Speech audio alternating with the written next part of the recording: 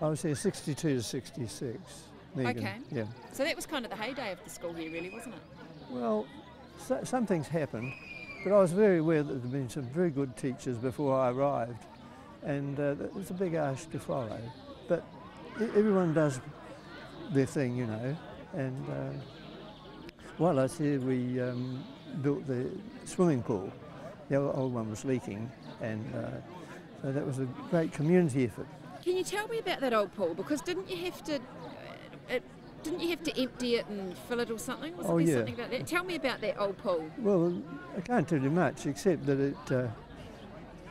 it was a draw and fill pool. There was no solar heating or anything like that, and it just kept leaking. And so they thought enough's enough. And so to fund it, they had bottle drives like you've never believed. Yeah.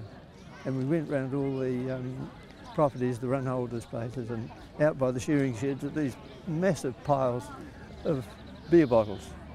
The run holders drank whiskey, mostly old smugglers, commercial. And but the money came from the beer bottles. And so the pool is really a monument to the beer drinkers, the shearers and the farm labourers.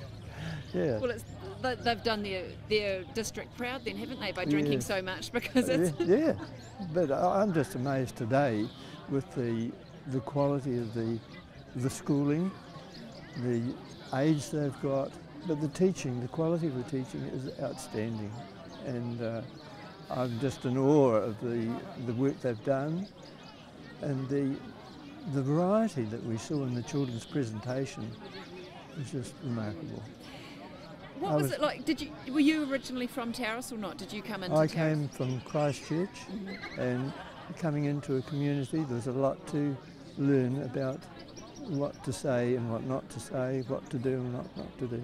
But I made good contact with a community, with a school concert we had fairly early on, and the children put on a great display. I was very interested in music, you see, and during my time, some of my pupils taught them to play recorder and guitars, and they still remember that.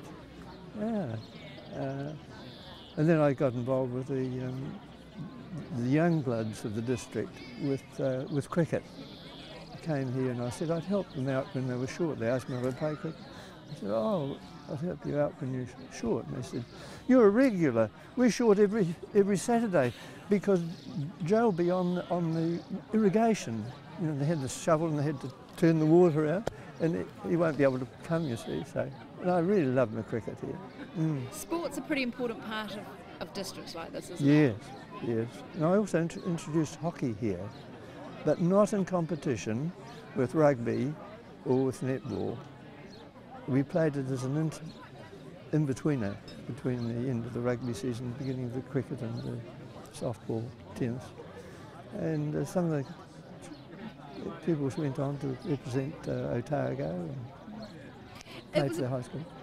It's still fairly isolated, but even more so back then. What was it like being part of a community where, you know, it was a long way to get to the next town or the next... Exactly. Yeah. Yes. What was that like? Well, the road for a start was gravel, and the grader would go over it and scrape all the gravel into the potholes. But the first few cars going through at speed, if they had good suspension, would spill all the gravel away, and you had these rocky reefs that would break an axle if you were not careful. But before we left, they put in a new road, and that was 62 to 66. So towards 65, 66, they put in a beautiful road. But of course, then that went underwater with the high dam at Clive. Yeah, but